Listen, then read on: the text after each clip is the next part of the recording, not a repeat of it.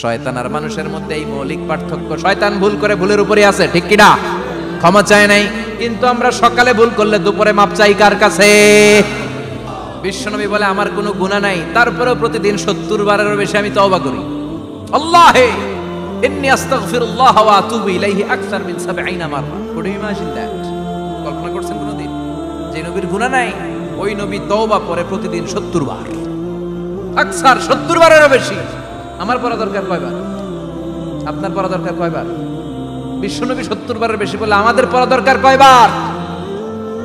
আর আমরা প্রতিদিন পড়ি কয়বার? কথা কন। আমাদের ভুল হবে, ভুল হতে সমস্যা নাই, ভুল হওয়াই মানুষের স্বভাব, কিন্তু ভুল হওয়ার পরে ভুলের উপর অটল থাকা যাবে না। শয়তান আর মানুষের মধ্যে এই মৌলিক পার্থক্য। শয়তান ভুল করে ভুলের উপরই আছে, ঠিক কি না? ক্ষমা চায় নাই, কিন্তু আমরা সকালে ভুল করলে দুপুরে মাপ চাই কার কাছে? 19 সালে ভুল করলে 20 সালে মাপ চাই কার কাছে? মৃত্যুর আগ পর্যন্ত আমরা ক্ষমা চাইলে ক্ষমা করে দিবে কে?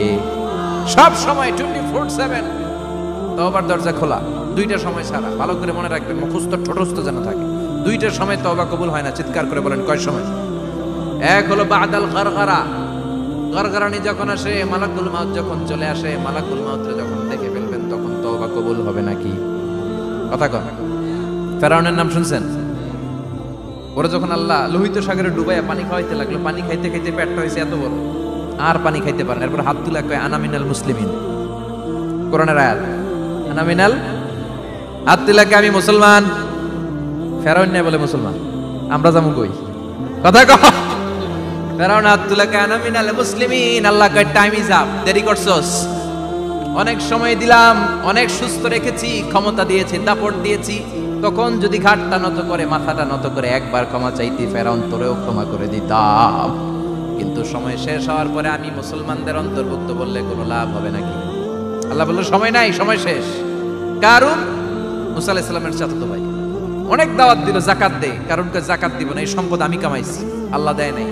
মুসা আলাইহিস সালাম বললেন তাহলে আযাবের অপেক্ষা কর, আযাব চলে আসে। আল্লাহ বলেন মুসা সেফ জোনে যাও, সরো, এখনই আযাব। ফাখাসাফনা বিহি ওয়া বিদারিহিল আরদ, পুরো ফাইয়ুমের জমিনটার আল্লাহ কাঁপিয়ে দিলেন, আর কারুনকে সহ পুরো সম্পত্তি তার জামিনের ভিতরে দাবিয়ে দিলেন। হাঁটু পর্যন্ত কারুন দেবে যায়, ভাবছে উঠে যাবে, কোমর পর্যন্ত দেবে যায়, ভাবছে উঠে যাবে, গলা পর্যন্ত যখন দেবে যায় আর সুযোগ নাই। কয় মুসা আমার সব সম্পত্তি তোরে আর তোর আল্লাহরে দিয়ে দিলাম, আমারে বাঁচা, আমারে সব সম্পত্তি তোর আর তোর আল্লাহ, আমারে খালি বাঁচা, চাচা আপন প্রাণ। আল্লাহ বলে সময় শেষ। তার মানে বাদাল গারগারা তওবা কিন্তু আর কবুল হয়? এই হলো একটা। নাম্বার 2, বাদা তুলুই শামস মিন মাগরিবিহা, প্রতিদিন চাঁদোলাতে সূর্য কোন দিক দিয়ে ওঠে? কথা কয় না? পূর্ব দিকে। কিয়ামতের আগ দিয়ে সূর্য আর পূর্ব দিকে উঠবে না, পশ্চিম দিক থেকে উঠবে। যেদিন প্রভাতে পশ্চিম দিক থেকে সূর্য উঠবে, ওই দিন থেকে তওবার দরজাটারে বন্ধ করে দিবে কে? তার আগ মুহূর্ত পর্যন্ত জীবনে যত গুনাহ করেছি, অন্যায় করেছি, চোখের পানি ছেড়ে ক্ষমা চাইলে ক্ষমা করবে কে? শয়তান আল্লাহরে চ্যালেঞ্জ দিছে, আল্লাহ তুমি আমারে জাহান্নামে পাঠাবা, আমিও তোমার বান্দা করে লয়ে একসাথে জামাতে ঢুকমু, একা ঢুকবো না, একা যাব না, তোমার বান্দাদেরকে সবগুলারে জাহান্নামী বানায়া তারপরে ঢুকমু। তোমার চ্যালেঞ্জ দিলাম, একটারও জান্নাতে ঢুকাইতে পারবা? আল্লাহকে তুই আমার চ্যালেঞ্জ দিলি?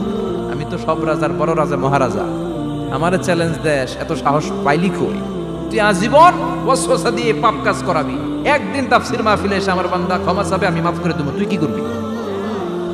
আজীবন অন্যায় করবে, আজীবন পাপ করবে, জুলুম করবে, একদিন চোখের পানি ছেড়ে আমার কাছে কান্নার মতো কান্না করলে আমি সব গুনাহ মাফ করে দেব।